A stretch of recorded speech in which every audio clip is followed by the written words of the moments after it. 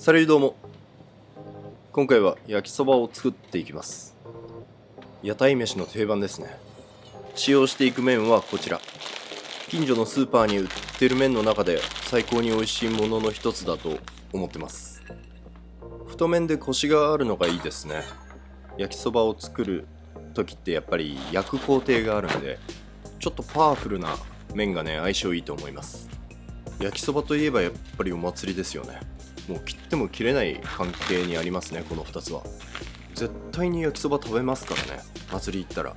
焼きそば、あとかき氷、それとよくわからないくじ引きをやって、で締めに型抜き。自慢じゃないんですけど、型抜きに関しては一回も成功したことないですね。うまく型を抜くと当時は賞金がもらえたんですけど、あれって今もそうなんですかね。型抜きで偶然居合わせた向かいのお兄さんとかがすごい上手でね、手先が器用で、だいたい開始5分ぐらいで型が割れちゃう僕のやつとね、交換してくれないかなとか本気で思った当時でしたね。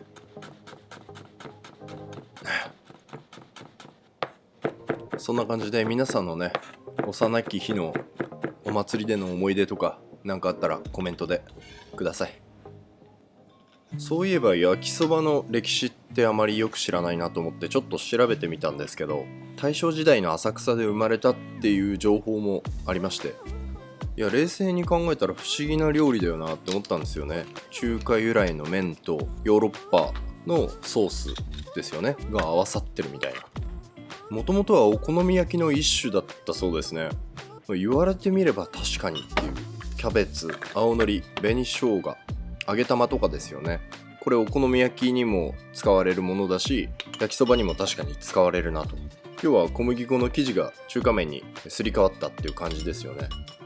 1900年代の初めの頃から浅草ではお好み焼き屋が盛んだったことと、あと東京でも最も早く中華麺の製麺所が、製造所ですねが立ち上がった場所でもあるということだったんで、これら2つの理由から浅草という地でソース焼きそばが誕生したっていうわけですよね。面白いですよね。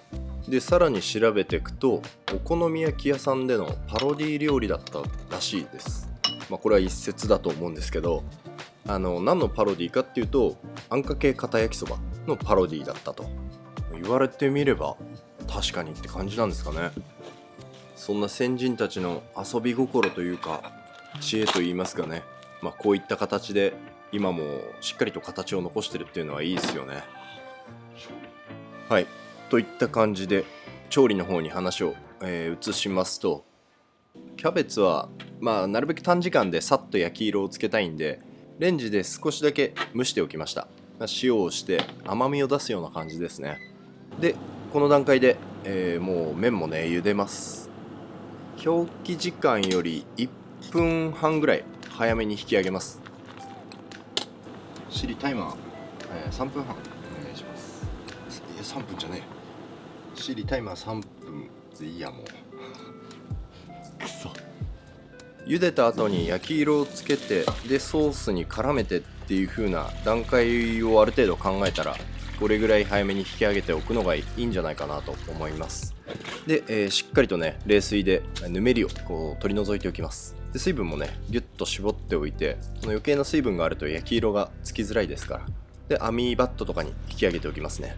できればねペーパーとか使ってしっかりと水分拭っておきたいんですけど、ペーパー使っちゃうとやっぱねどうしてもこうひっついてきちゃうんで、できる限り網バットの上で水分を拭っておくといった感じです。そしたらフライパン強火にしておいて、しっかりと表面焼いていきます。焼くという工程が大事なんで、さっとね炒める程度だとちょっとね焼きそばとしては弱いと思うんですよね。でしっかりと広げましょう。本来は高温の鉄板の上でムラなくこうなるべく平らに焼くと思うんで、最低これぐらいの焼き色はつけたいですね。食感としてもいいと思うんで。反対側同じぐらい焼き色つけちゃうとちょっとくどいかなと思うんで、あとはもう全体に合わせてさっと炒めたら引き上げます。で豚バラ肉ですね。豚バラ肉は個人的にはこう旨味の要素として食べる具材というよりも、だし的な感じですね。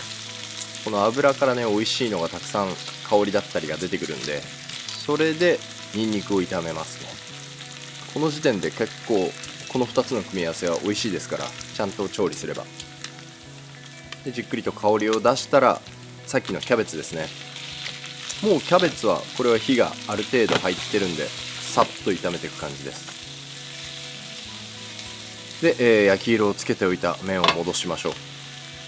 こう豚肉のうまみとニンニクの香りがついた油をまとわせていく感じです。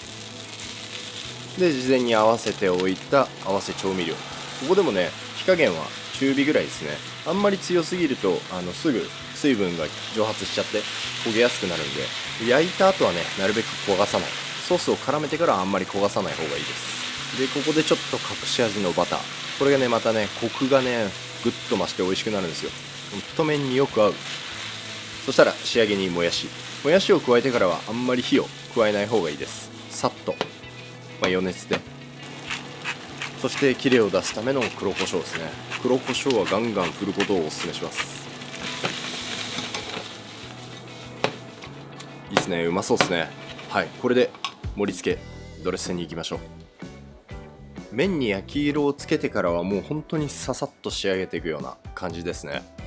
で、鰹節と青のり、お好みで紅生姜とかでもいいと思います。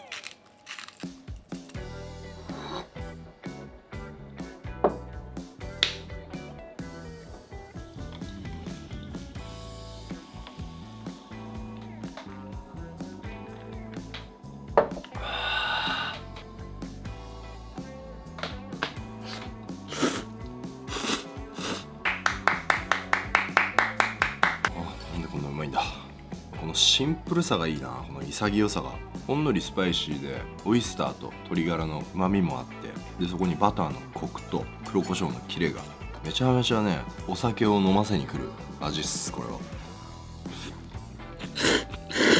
これね、仕上げの黒胡椒をねガンガン振ってほしい。ニンニクも効いてるからね、ニンニクマシマシで、これハイボールを飲ませに来てるでしょ。麺を片面ガリッと焼いてるのがまた食感のアクセントになっててうまいっすね。焼きそばって感じ。というわけでほんのりバター香る太麺焼きそばでした。よかったらぜひ参考にしてみてください。それじゃまた次回の動画でお会いしましょう。アビアント。